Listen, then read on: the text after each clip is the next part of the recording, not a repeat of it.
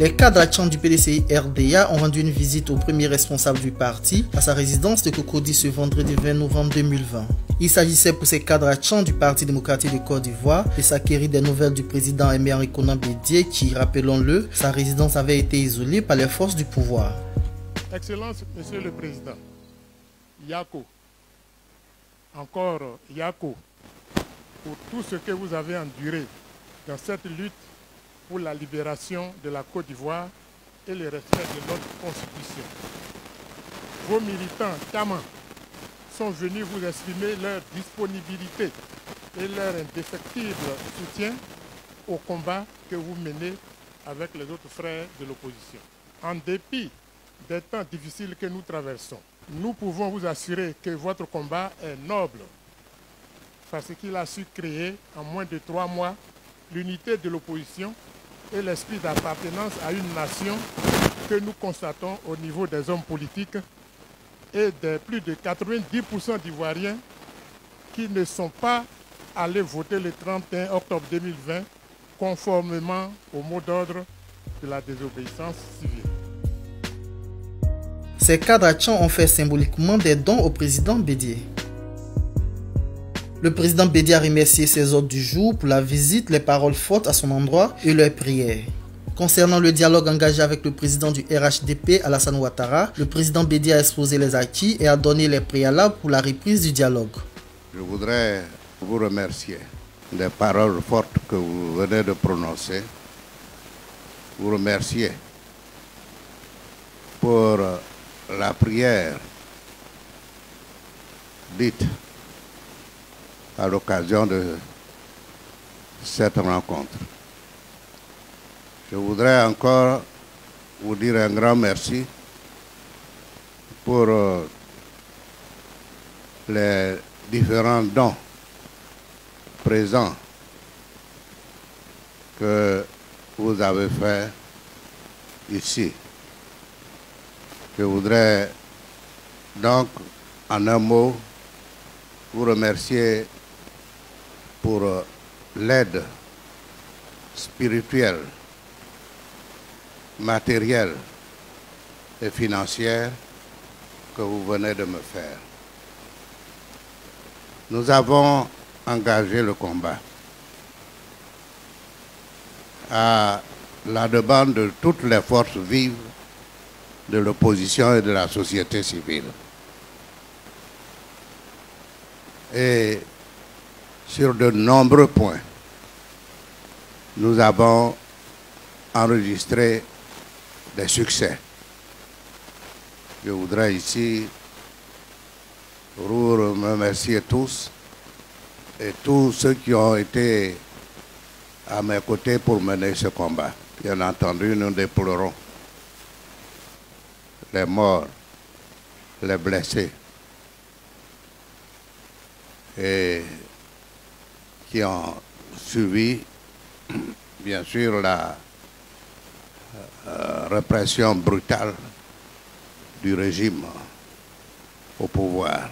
Demain, le 21, nous organisons dans toute la Côte d'Ivoire des cérémonies pour l'enterrement de nos martyrs.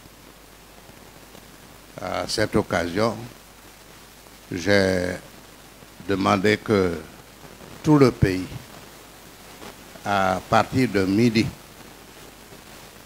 observe une minute de silence à mémoire de ceux qui sont tombés.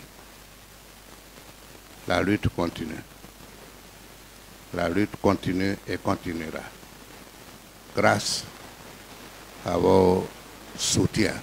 Et bien entendu, le dialogue qui s'était amorcé à l'hôtel du Golfe, vous en avez entendu parler.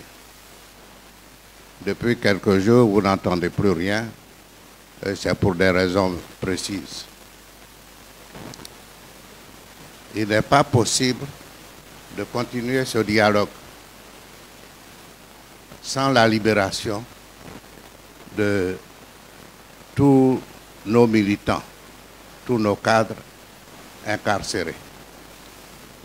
Il n'est pas possible de continuer ce dialogue sans la levée du blocus qui assiège encore quelques-uns d'entre eux comme Hubert Oulaye.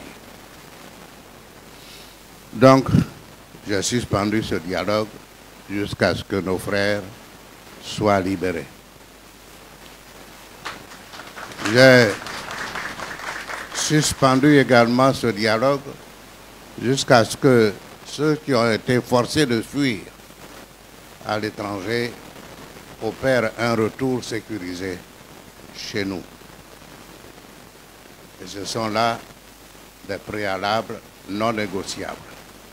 Ces différentes libérations seront faites pour que nous puissions reprendre